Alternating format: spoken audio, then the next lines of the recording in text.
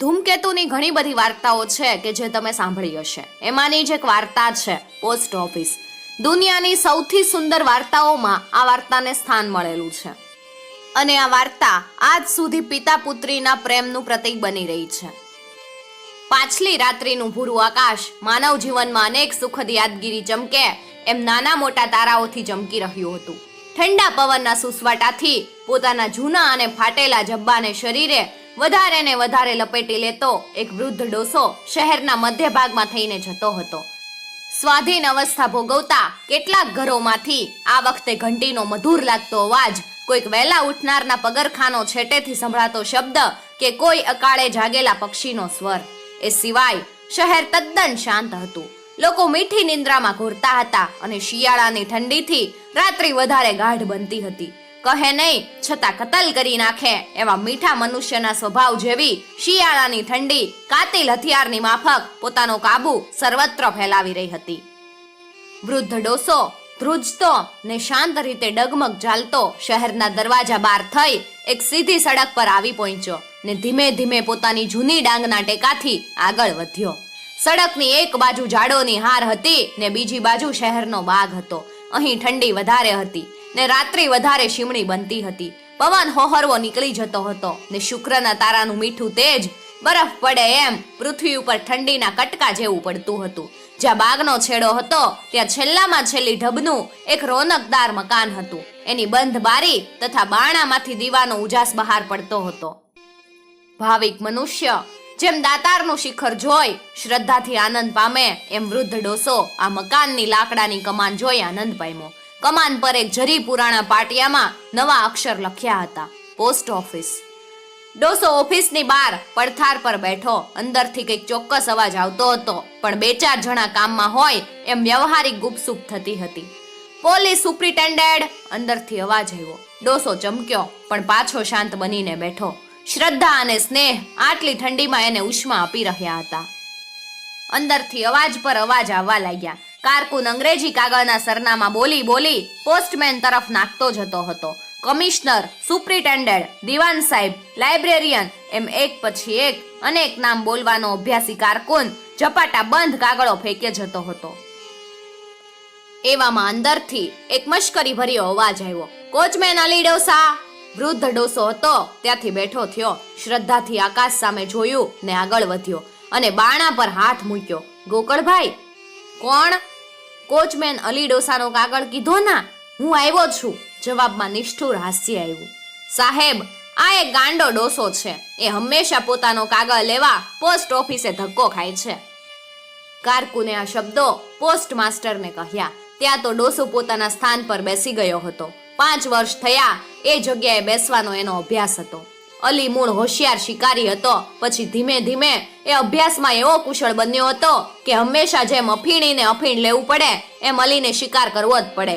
ધૂળની સાથે ધૂળ જેવા બની જતા કાબરચિત્રા તેતર પર અલીની દ્રષ્ટિ પડે કે તરત એના હાથમાં તેતર આવી જ પડ્યું હોય. એની તીક્ષ્ણ દ્રષ્ટિ સસલાની ખોમાં જઈ પહોંચતી.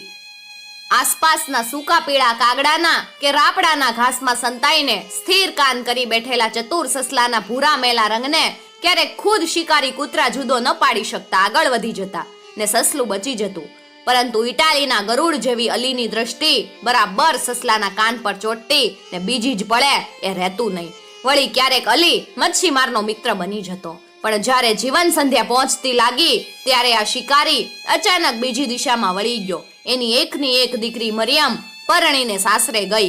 એના જમાઈને લશ્કરમાં નોકરી હતી. એથી એ પંજાબ તરફ એની સાથે ગઈ હતી અને જેને માટે એ જીવન નિભાવતો હતો એ મરિયમના છેલ્લા 5 વર્ષ થયા કોઈ સમાચાર નહોતા. હવે અલીએ જાણ્યું કે સ્નેહ શું અને વિરહ શું. પહેલા તો એ તેતરના બચ્ચાને આકુળ વ્યાકુળ દોડતા જોઈ હસતો. આ એનો શિકારનો આનંદ હતો. શિકારનો રસ એની નસે નસમાંથી ઉતરી ગયો હતો. પરંતુ જે દિવસે મરિયમ ગઈ તેને જિંદગીમાં એકલતા લાગી. તે દાડાથી અલી શિકારે જતા શિકાર ભૂલી સ્થિર દ્રષ્ટિથી અનાજના ભરચક લીલા ખેતર તરફ જોઈ રહેતો. એને જિંદગીમાં પહેલી વખત સમજાયું કે કુદરતમાં સ્નેહની સૃષ્ટિ અને વિરહના આંસુ છે. પછી તો એક દિવસ અલી એક ખાખરાના ઝાડ નીચે બેસીને હૈયા ફાટ રોયો. ત્યાર પછી હંમેશા સવારમાં 4 વાગે ઉઠીને એ પોસ્ટ ઓફિસે આવતો.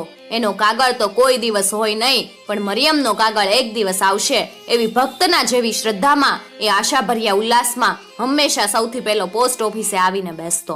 પોસ્ટ ઓફિસ કદાચ જગતમાં સૌથી રસીન મકાન, એનું ધર્મક્ષેત્ર, તીર્થ સ્થાન હતું. એક જ જગ્યાએ ને એક જ ખૂણે તે હંમેશા બેસતો. એને એવો જાણ્યા પછી સૌ હસતા. પોસ્ટમેન મશ્કરી કરતા ને ક્યારેક મજાકમાં એનું નામ દઈ એને એ જગ્યા પરથી પોસ્ટ ઓફિસના બારણા સુધી કાગળ ન હોવા છતાં ધક્કો ખવડાવતા. અખૂટ શ્રદ્ધા ને ધૈર્ય હોય એમ એ હંમેશા આવતો ને હંમેશા ઠાલે હાથે પાછો જતો.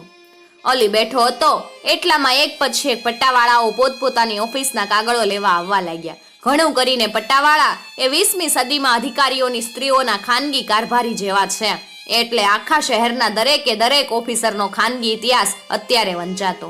કોઈના માથા પર સાફો તો કોઈના પગમાં ચમચમાટી કરે એવા બૂટ, એમ સૌ પોતપોતાનો વિશિષ્ટ ભાવ દર્શાવતા હતા. એટલામાં બારણું ખુલ્યું.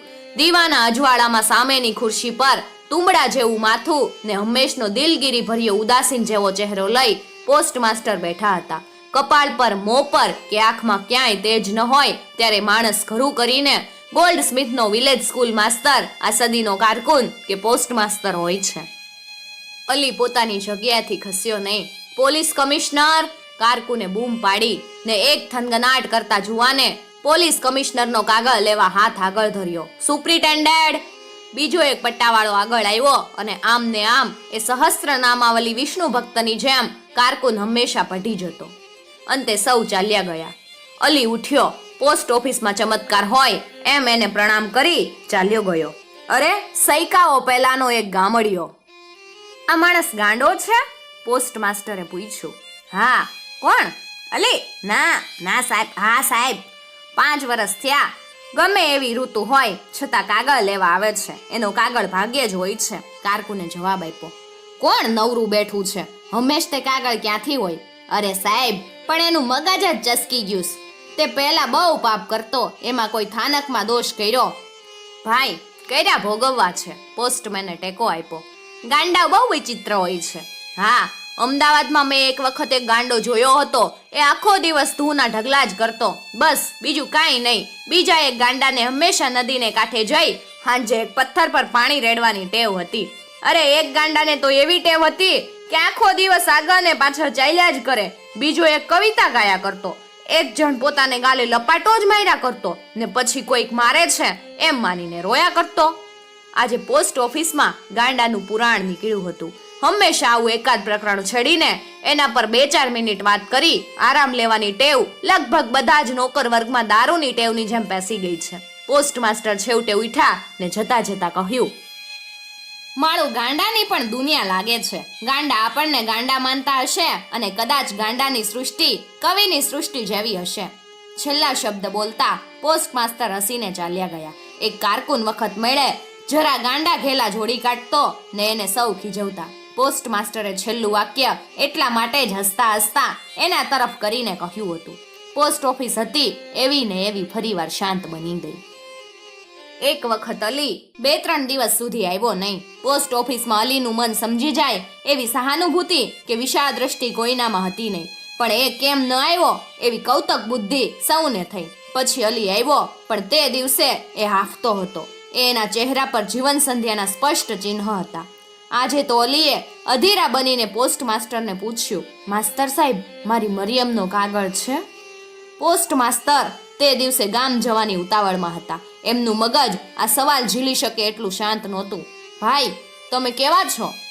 મારું નામ અલી. અલીનો અસંબંધ જવાબ મળ્યો. હા, પણ અહીં કાંઈ તમારું મરિયમનું નામ નોંધી રાખ્યું છે? નોંધી રાખો ને ભાઈ. વખત છે ને કાગળ આવે ને હું ન હોઉં તો તમને ખપ આવે.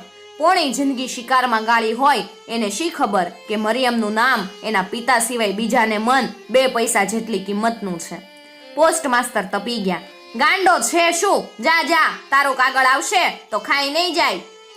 પોસ્ટ માસ્ટર ઉતાવળા ચાલ્યા ગયા ને અલી ધીમે ધીમે પગલે બહાર નીકળ્યો. નીકળતા એક વખત ફરીને પોસ્ટ ઓફિસ તરફ જોઈ લીધું. આજે એની આંખમાં અનાથના આંસુની છાલક હતી. અશ્રદ્ધા ન હતી, પણ ધૈર્યનો અંત આવ્યો હતો.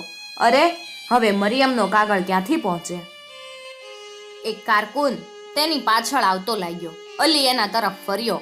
ભાઈ, કારકુન ચમક્યો, પણ તે સારો હતો. કેમ? જુઓ, આ મારી પાસે છે એમ કહી પોતાની એક જૂની પતરાની ડાબડી હતી, એમાંથી અલીએ 5 ગીની કાઢી. એ જોઈ કારકુન ભડક્યો. ભડકશો નહીં, તમારે આ ઉપયોગી ચીજ છે. મારે હવે એનો ઉપયોગ નથી, પણ એક કામ કરશો? શું? આ ઉપર શું દેખાય છે? અલીએ શૂન્ય આકાશ સામે આંગળી ચીંધી. આકાશ ઉપર અલ્લાહ છે, એની સાક્ષીમાં તમને પૈસા આપું છું. તમારે મારી મરિયમનો કાગળ આવે તો પહોંચાડવો. કારકુન આશ્ચર્યમાં સ્થિર ઊભો. ક્યાંથી ક્યાં પહોંચાડવો? મારી કબર ઉપર. હે? સાચું કહું છું, આજ હવે છેલ્લો દિવસ છે. અરે રે, છેલ્લે મરિયમ ન મળી, કાગળે ન મળ્યો. અલીની આંખમાં ઘેન હતું. કારકુન ધીમે ધીમે એનાથી છૂટો પડી ચાલ્યો ગયો. તેના ખિસ્સામાં 3 તોલા સોનું પડ્યું હતું. પછી અલી કોઈ દિવસ દેખાયો નહીં, અને એની ખબર કાઢવાની ચિંતા તો કોઈને હતી જ નહીં. એક દિવસ પોસ્ટમાસ્ટર જરાક અફસોસમાં હતા. એમની દીકરી દૂર દેશાવરમાં માંદી હતી, અને એના સમાચારની રાહ જોતા એ શોકમાં બેઠા હતા. ટપાલ આવી ને કાગળનો થોક પકડ્યો. રંગ ઉપરથી પોતાનું કવર છે એમ ધારી પોસ્ટમાસ્ટરે ઝપાટા બંધ એક કવર ઉંચકી લીધું, પણ એના ઉપર સરનામું હતું કોચમેન અલી ડોસા. વીજળીનો આંચકો લાગ્યો હોય તેમ એમણે એ નીચે નાખી દીધું. દિલગીરી અને ચિંતાથી થોડી ક્ષણમાં એમનો અધિકારીનો કડક સ્વભાવ જતો રહી માનવ સ્વભાવ બહાર આવ્યો. તેમને એકદમ સાંભળ્યું કે આ પેલા ડોસાનું જ કવર, અને કદાચ એની દીકરી મરિયમનું. લક્ષ્મીદાસ! એમણે એકદમ બૂમ પાડી. લક્ષ્મીદાસ તે જ માણસ હતો કે જેને અલીએ છેલ્લી ઘડીએ પૈસા આપ્યા હતા. કેમ સાહેબ, આ તમારો કોચમેન અલી ડોસા આજે હવે ક્યાં છે? એ તપાસ કરશું. તે દિવસે પોસ્ટમાસ્ટરના સમાચાર ન આવ્યા. આખી રાત્રિ શંકામાં વિતાવી. બીજે દિવસે સવારે 3 વાગ્યામાં એ ઓફિસમાં બેઠા હતા. 4 વાગે ને અલી ડોસા આવે કે હું પોતે જ એને કવર આપું, એવી આજ એમને ઈચ્છા હતી. વૃદ્ધ ડોસાની સ્થિતિ હવે પોસ્ટમાસ્ટર સમજી ગયા હતા. આજ આખી રાત એમણે હવારે આવનાર કાગળના ધ્યાનમાં ગાળી હતી. 5 વર્ષ સુધી આવી અખંડ રાત્રિઓ ગાળનાર તરફ એમનું હૃદય આજે પહેલું વહેલું લાગણીથી ઉછળી મળ્યું હતું. બરાબર 5 વાગે બાણા પર ટકોરા પડ્યા. પોસ્ટમેન હજી આવ્યા ન હતા, પણ આ ટકોરો અલીનો જ હતો એમ એને લાગ્યું. પોસ્ટમાસ્ટર ઉઠ્યા. પિતાના હૃદયને પીછાને એમ આજે દોડ્યા ને બારણું ખોલ્યું. આવો અલીભાઈ, આ તમારો કાગળ. બારણામાં એક વૃદ્ધ દીન લાકડીના ટેકાથી નમી ગયેલો ઊભો હતો. છેલ્લા આંસુની ધાર એના ગાલ પર તાજી હતી, ને ચહેરાની કરચલીમાં કડાઈના રંગ પર ભલમનસાઈની પીછી ફરેલી હતી. એણે પોસ્ટમાસ્ટર સામે જોયું ને પોસ્ટમાસ્ટર જરાક ભડક્યા. ડોસાની આંખમાં મનુષ્યનું તેજ નહોતું. કોણ સાહેબ? અલી ડોસા? લક્ષ્મીદાસ એક બાજુ સરીને બોલતો બાણા પાસે આવ્યો, પણ પોસ્ટમાસ્ટરે તે તરફ હવે લક્ષ ન આપતા બાણા તરફ જ જોયા કર્યું. પણ ત્યાં હવે કોઈ ન લાગ્યું. પોસ્ટમાસ્ટરની આંખ ફાટી ગઈ. બાણામાં હવે કોઈ જ નહોતું. એ શું? એ લક્ષ્મીદાસ તરફ ફર્યા. એના સવાલનો જવાબ વાળ્યો. હા, અલી ડોસા કોણ? તમે છો ના? જી, અલી ડોસો તો મરી ગયેલ છે, પણ એનો કાગળ લાવો મારી પાસે. હે? કેદી? લક્ષ્મીદાસ કેદી મરી ગયો? જી, એને તો 3 મહિના થઈ ગયા. સામેથી એક પોસ્ટમેન આવતો હતો, એણે બીજો અડધો જવાબ વાળ્યો હતો. પોસ્ટમાસ્ટર દિગ્મૂઢ બની ગયા. હજી મરિયમનો કાગળ ત્યાં બારણામાં પડ્યો હતો. અલીની મૂર્તિ એમની નજર સમક્ષ તરી રહી. લક્ષ્મીદાસે અલી છેલ્લે કેમ મળ્યો હતો તે પણ કહ્યું. પોસ્ટમાસ્ટરના કાનમાં પેલો ટકોરો ને નજર સમક્ષ અલીની મૂર્તિ બંને ખડા થયા. એમનું મન ભ્રમમાં પડ્યું. મેં અલીને જોયો કે એ માત્ર શંકા હતી કે એ લક્ષ્મીદાસ હતો. પાછી રોજનીશી ચાલી. Police commissioner, superintendent, librarian. કારકુન ઝપાટા બંધ કાગળ ફેંક્યો જતો હતો, પણ દરેક કાગળમાં ધડકતું હૃદય હોય એમ પોસ્ટમાસ્ટર આજે એકી નજરે એ તરફ જોઈ રહ્યા હતા. કવર એટલે 1 આનો ને પોસ્ટકાર્ડ એટલે 2 પૈસા. એ દ્રષ્ટિ ચાલી ગઈ છે. ઠેઠ આફ્રિકાથી કોઈ વિધવાના એકના એક છોકરાનો કાગળ એટલે શું? પોસ્ટમાસ્ટર વધારે ને વધારે ઊંડા ઉતરે છે. મનુષ્ય પોતાની દ્રષ્ટિ છોડી બીજાની દ્રષ્ટિથી જુએ તો અડધું જગત શાંત થઈ જાય. તે સાંજે લક્ષ્મીદાસ ને પોસ્ટમાસ્ટર ધીમે પગલે અલીની કબર તરફ જતા હતા. મરિયમનો કાગળ સાથે જ હતો. કબર પર કાગળ મૂકી પોસ્ટમાસ્ટરને લક્ષ્મીદાસ પાછા વળ્યા. લક્ષ્મીદાસ, આજે સવારે તમે જ સૌથી વહેલા આવ્યા કા? જી હા. અને તમે કીધું અલી ડોસા? જી હા. પણ ત્યારે ત્યારે સમજાયું નહીં કે શું. હા ઠીક, કાંઈ નહીં. પોસ્ટ માસ્તરે ઉતાવળે વાત વાળી લીધી. પોસ્ટ ઓફિસનું આંગણું આવતા પોસ્ટ માસ્તર લક્ષ્મીદાસથી જુદા પડી વિચાર કરતા અંદર ચાલ્યા ગયા. એમનું પિતા તરીકેનું હૃદય અલીને ન સમજવા માટે ડંખતું હતું. મિત્રો, ઘણા બધા લોકો આને ફક્ત એક વાર્તા માને છે, તો ઘણા લોકોનું એવું માનવું છે કે ધૂમકેતુને આ વાત લખવા પાછળ સત્ય ઘટનાએ પ્રેર્યા છે. અને તમે જે પોસ્ટ ઓફિસ જોઈ રહ્યા છો એ ગોંડલની છે અને કહેવાય છે કે આ જ પોસ્ટ ઓફિસને જોઈ અને ધૂમકેતુએ આ વાત